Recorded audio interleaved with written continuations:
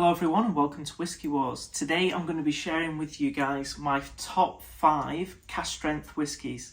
And that's for any country. Scotch, Irish, American, world whiskey. These are my favourite cask strength whiskies. So in at number 5 we have a recent purchase that I've made. And this is going to be a Scotch. It's going to be peated and it's from the Island region. And this is from the Isle of Mull. And this is a Leitchick. I always get the pronunciation wrong with this company. You think it's Ledaig, it's not. I think it's Leitchick. Anyway, I digress. This whiskey has been aged for 9 years. All its life, it's a 9-year-old whiskey, but for all its 9 years, it's been aged in Bordeaux red wine casks. This is 56.8% ABV. And this is the peated line from the Tobermory distillery. This whiskey is one of the most expensive whiskies that I own, but it's still only number 5 on this list. There's 4 other whiskies that are better than this one, and this is still a very good whiskey. Number 5, the Leitchick 9-year-old. Okay, so in at number 4 we have another peated Scotch. Now trust me on this, they're not all going to be Scotches and they're not all going to be peated.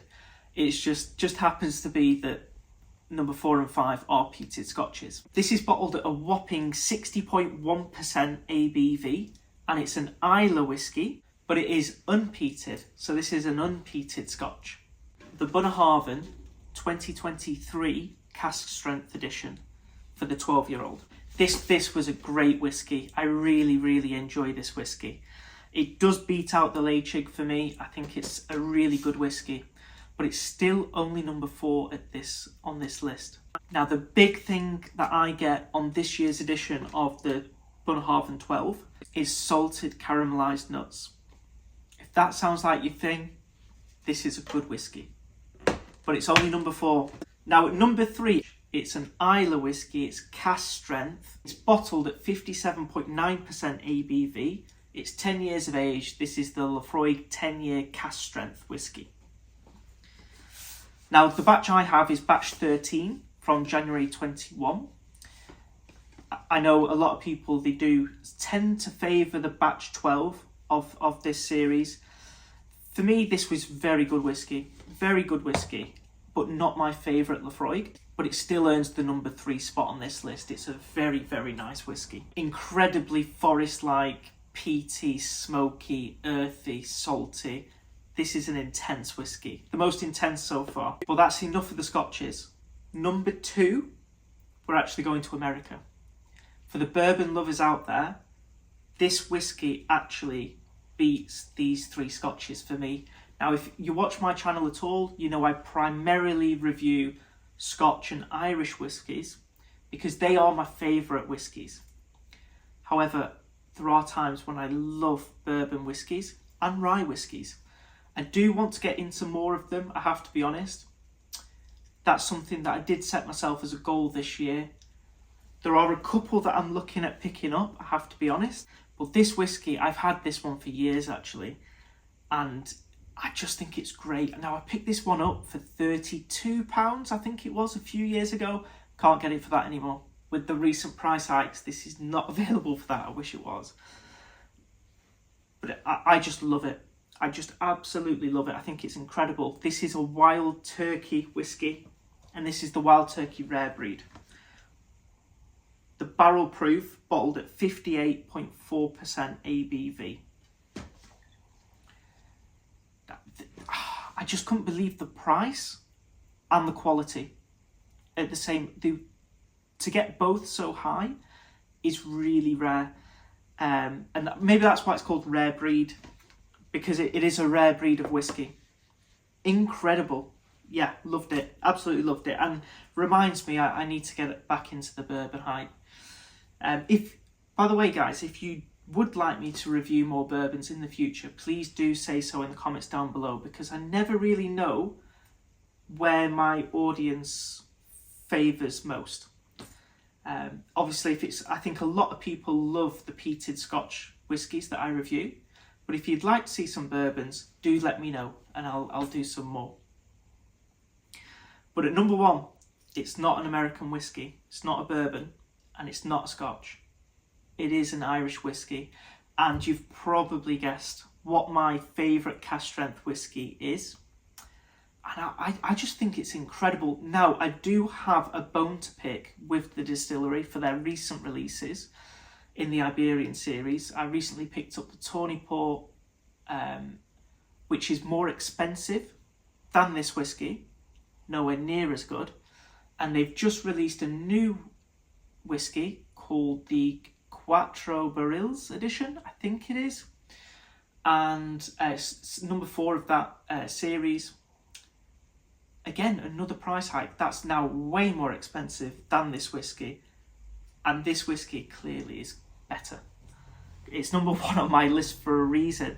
This is the Redbreast 12 cask strength, bottled at 56.3% ABV. This whiskey is just so good. It's so good.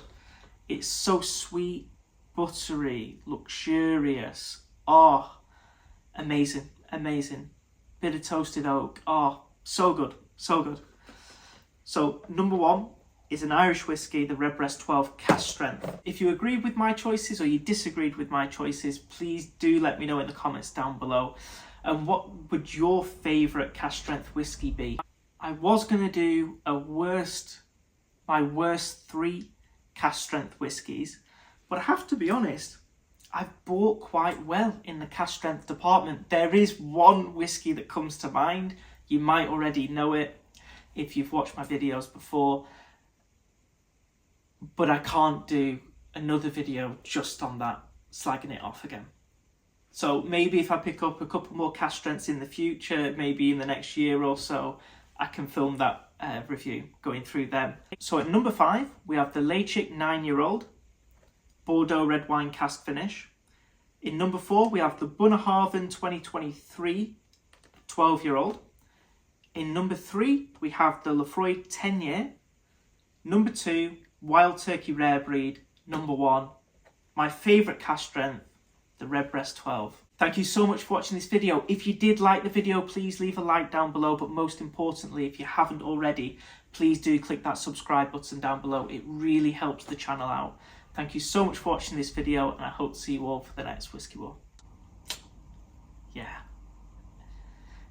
Bit awkward if you're from the Isle of Mull.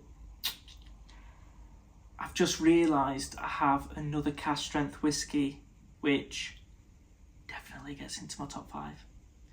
So this one will be going in at number 2.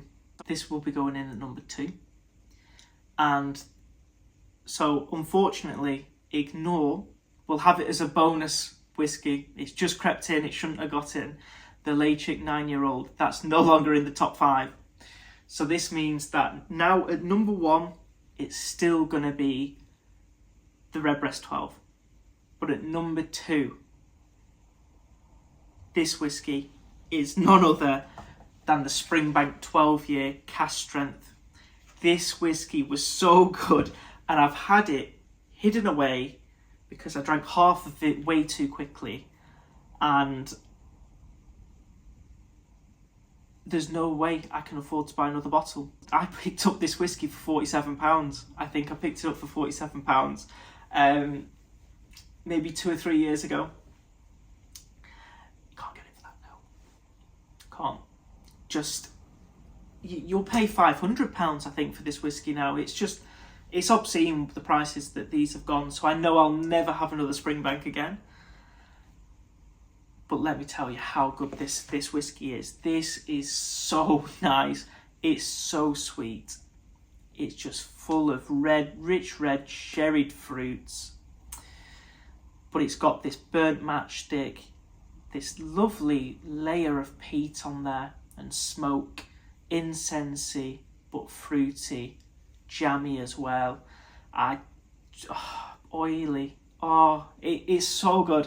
And I've not had it in ages actually, so I might actually have a little bit later on today. This is number 2. I'm not going to put it as number 1 because I just think that for the price now and accessibility, obviously this is not very accessible. I won't be getting it again, but it is incredible, incredible whiskey. So this is number 2. So I'm just going to put the 5 out again so people know the real layout. Redbreast 12. In number 2, Springbank 12, a Campbelltown whisky from Scotland. And this is bottled at 56.1%. In number 3, we have the Wild Turkey Rare Breed. In number 4, we have the Lafroig 10 cask strength. And in number 5, the Bunnahabhain 12 unpeated Islay Scotch. These are my 5. These are my 5 top most favourite cask strength whiskies. They're just incredible. And actually, I'm so glad I remembered this one, because this one is so much better than the Leitchig. The Leitchig's good, don't get me wrong, it's very good. This is just something else though. If you can get your hands on any of these 5, I really recommend you do so. They are fabulous. Just maybe not this one, because not worth the price.